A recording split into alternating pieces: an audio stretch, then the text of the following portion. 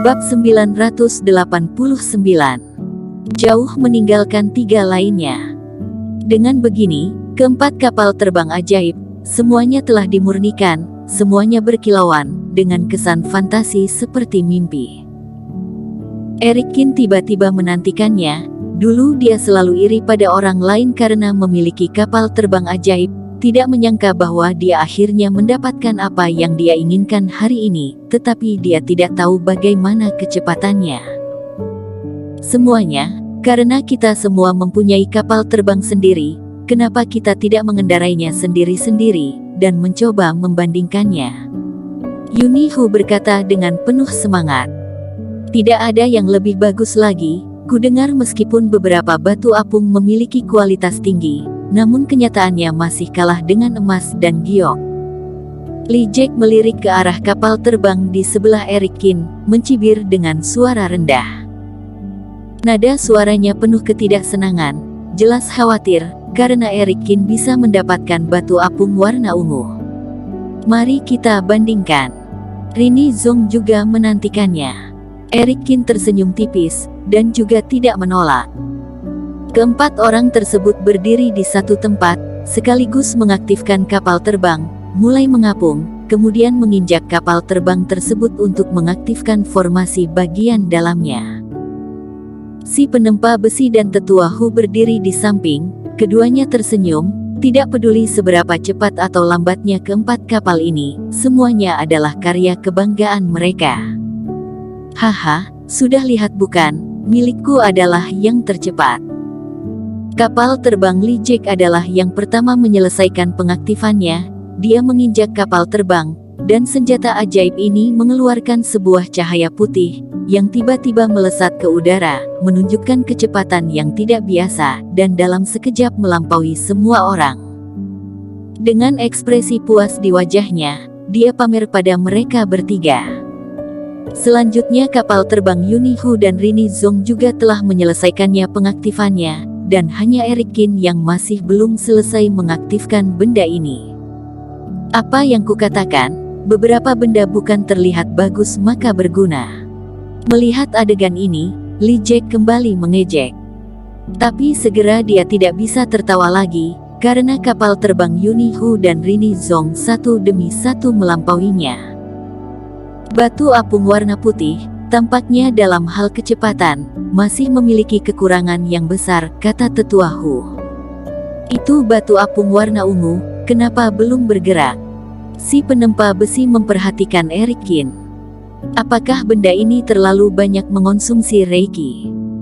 Di atas kapal terbang, Erikin juga tampak linglung, dan telapak tangannya telah menekan pada pengaktifan formasi kapal terbang tersebut selama beberapa saat.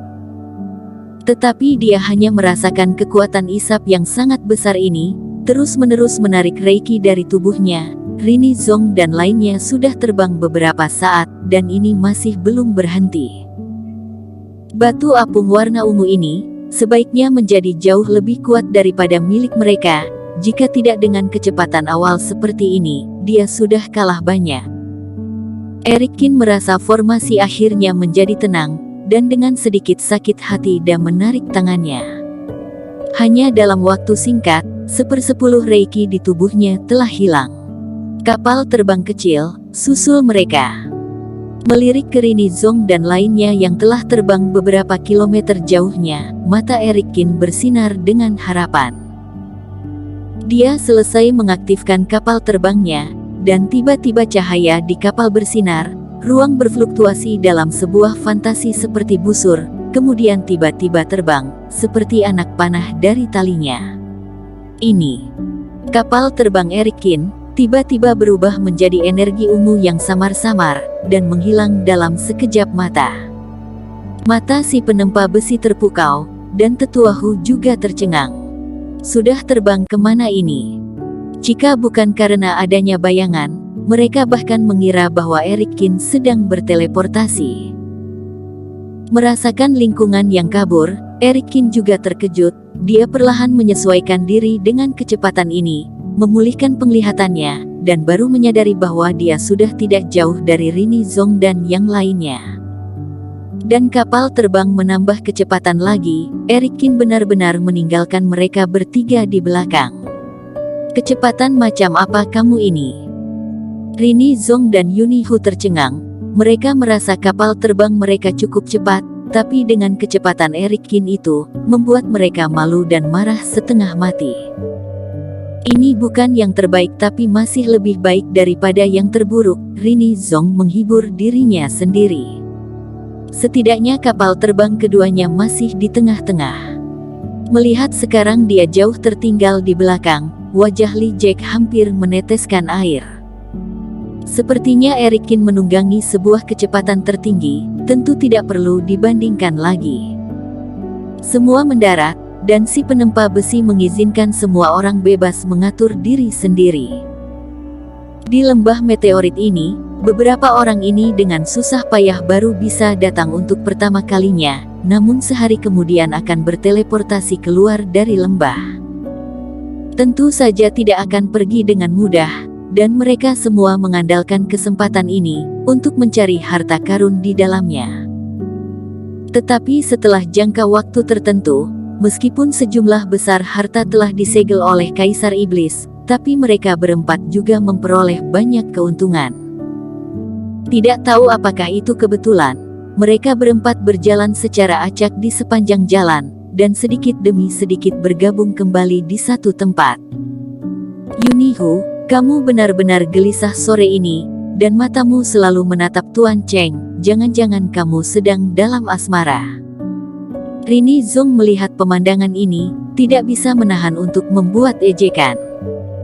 Cuy, kupikir kamu bocah kecil yang sedang cemburu. Yuni Hu tersipu dan mengalihkan pandangannya ke belakang, dan bergumam, jelaskan dengan jujur, apakah Tuan Cheng ini adalah Eric Kin? Eric Kin. Aku tidak mengerti maksudmu. Hati Rini Zong terkejut, dengan cepat menyangkalnya. Kamu masih berbohong padaku. Yuni Hu bergumam, kamu memintanya untuk datang dan membantu. Segel di depanku ini longgar, aku tidak bisa membukanya, tapi jika dia adalah Eric Kin, pasti bisa membukanya. Saudari Yuni Hu, segel apa yang harus dia bantu, aku akan membantumu. Li Jack selalu memperhatikan sisi ini, mendengar sosok itu, dia tersenyum dan berjalan kemari. Tidak usah, aku akan melakukannya sendiri. Yuni Hu melihat Li Jack, dia mengerutkan kening dan menggelengkan kepalanya, dia tampak takut Li Jack akan bertindak, dan dengan cepat melangkah maju untuk meraih segel.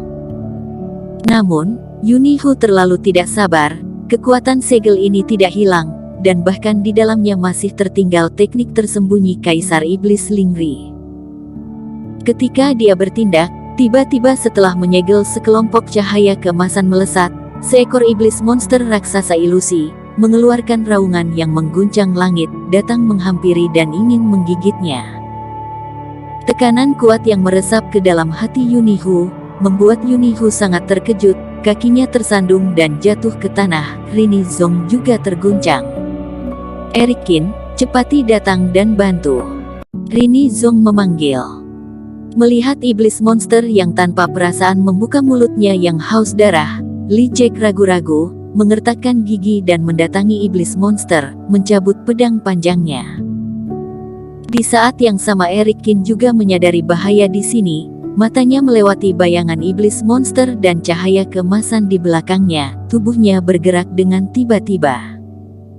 Saat Li Jack menghunus pedangnya dan menebas iblis monster itu, Eric Kin juga datang, dan mengambil benda emas yang tersegel itu. Puff! Setelah pedang Li Jack jatuh, bayangan iblis monster menghilang dalam sekejap, dan dia juga tercengang sesaat. Pada saat ini Eric Kin meraih cahaya keemasan di tangannya, dan cahayanya menghilang, ternyata itu adalah pil batin iblis monster yang besar. Raut wajah Yuni Hu pucat, setelah ditarik oleh Rini Zong, dia melihat ke arah Eric Kin, dengan kekecewaan yang mendalam. Hidupnya dalam bahaya, Li Jack dan Rini Zong semuanya membantu, tetapi Eric Kin hanya ingin mengambil harta karun.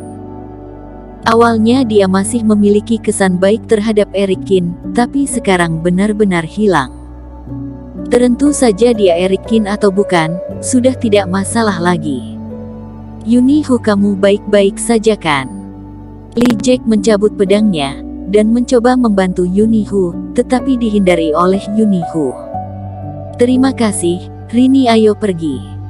Yunihu menarik nafas dalam-dalam, berbalik dan pergi dengan terlatih-tatih. Harta karunmu.